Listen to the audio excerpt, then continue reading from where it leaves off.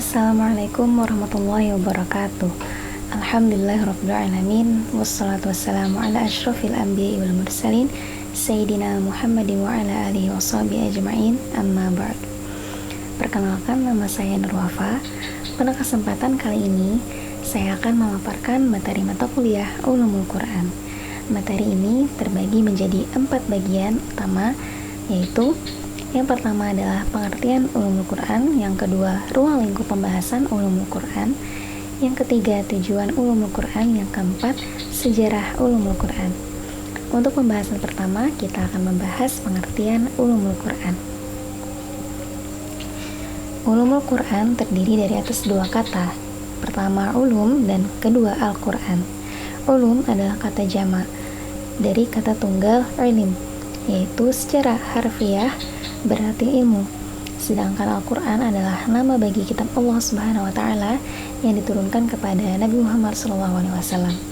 Dengan demikian, maka secara harfiah kata ulumul Quran dapat diartikan sebagai ilmu-ilmu Al-Quran atau ilmu-ilmu yang membahas Al-Quran. Penggunaan kata jamak pada ulumul Quran, tidak kata mufrad, yakni ilmu Al-Quran, karena istilah ini tidak ditujukan kepada satu cabang ilmu pengetahuan yang berkaitan dengan ilmu Al-Quran, akan tetapi mencakup semua ilmu yang mengabdi kepada Al-Quran atau memiliki sandaran rujukan kepada Al-Quran. Nah, pembahasan tentang pengertian Ulumul Quran saya ambil dari Al-Zarqani dalam kitab Manahilul Irfan fi Ulumul Quran jilid 1 halaman 23. Jadi dapat kita simpulkan bahwa pengertian Ulumul Quran adalah kumpulan ilmu yang membahas segala hal tentang Al-Quran. Istilah ini digunakan dalam bentuk jamak karena mencakup berbagai cabang ilmu, bukan hanya satu ilmu. Terus ilmu-ilmu ini berfungsi untuk memahami dan menjelaskan, menafsirkan Al-Quran dengan berbagai pendekatan, baik dari segi tafsir, hukum maupun bahasa. Terus kita lanjut ke pembahasan yang kedua, yaitu ruang lingkup pembahasan Ulumul Quran. Ruang lingkup pembahasan Ulumul Quran sangat banyak karena segala aspek yang berkaitan dengan Al-Quran, baik berupa ilmu agama seperti tafsir, i'jaz, dan qiraah, maupun ilmu-ilmu bahasa Arab seperti ilmu balaghah dan ilmu i'rab Al-Quran adalah bagian dari Ulumul Quran. Di samping itu banyak lagi ilmu-ilmu yang tercantum di dalamnya.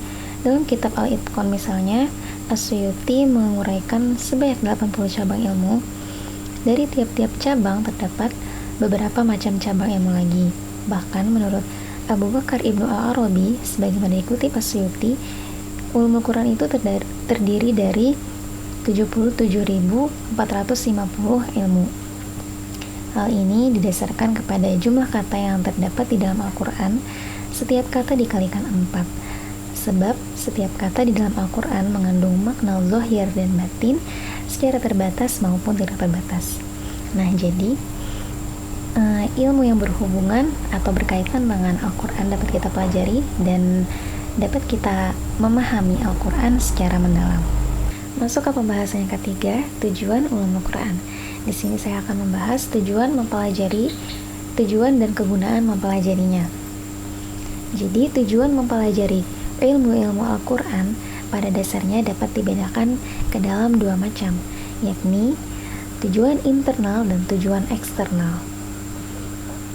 Tujuan internal seperti dikemukakan Muhammad Ali Al-Sabuni ialah untuk memahami kalam Allah Azza wa Jalla menurut tuntunan yang dipetik dari Rasulullah SAW berupa keterangan dan penjelasan, serta hal-hal yang dinukil para sahabat dan tabi'in sekitar penafsiran mereka terhadap ayat-ayat Al-Quran.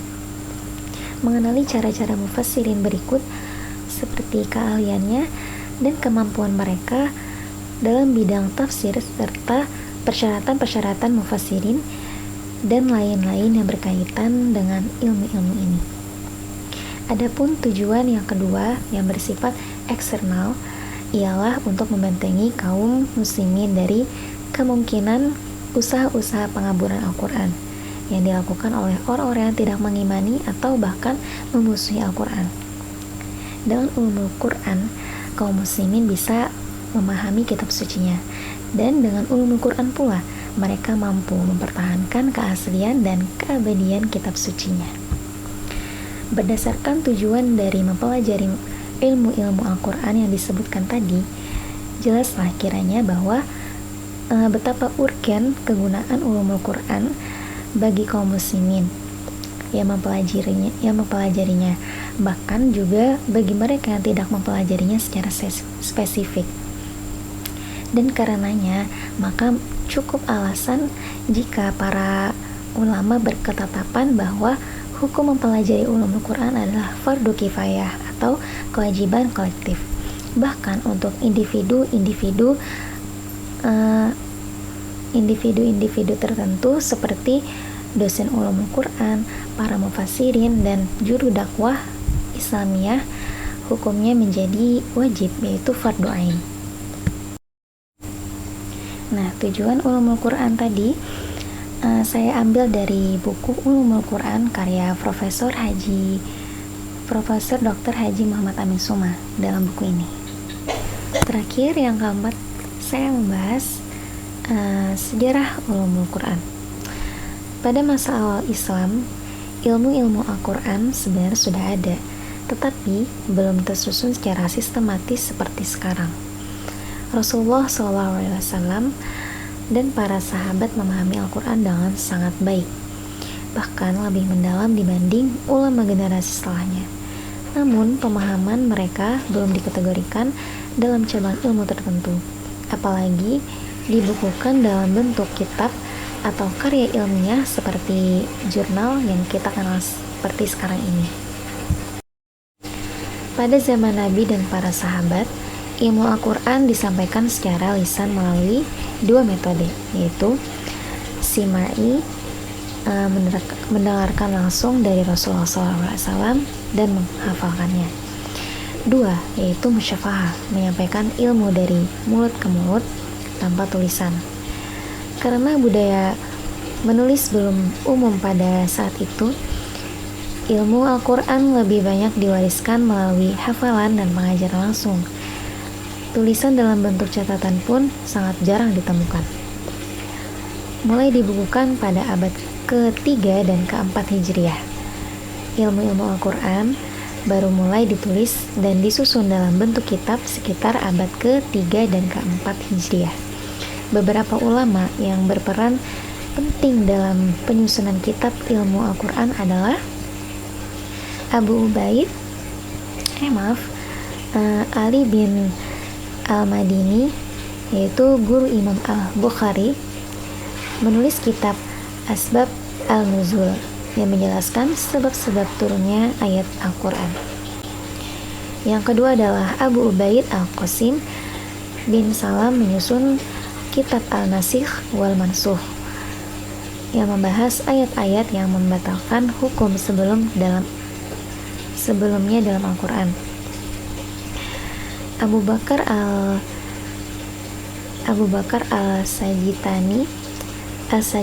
Al-Sijistani abad keempat menulis kitab tentang gharib Al-Quran, yaitu kata-kata dalam Al-Quran yang sulit dipahami, seperti gharib muskilat. Terus yang terakhir, Ali bin Sa'id Al-Hufi abad kelima menyusun kitab tentang i'rab Al-Quran yang membahas tata bahasa dalam Al-Quran. Perkembangan tafsir dan karya besar dalam ilmu Al-Quran.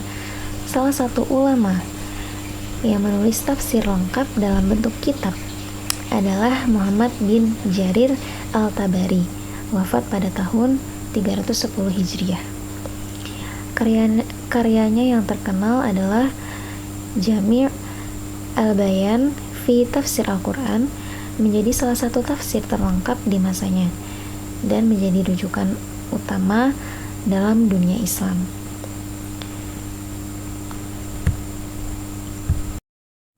Seiring berjalannya waktu, ilmu-ilmu Al-Quran terus berkembang.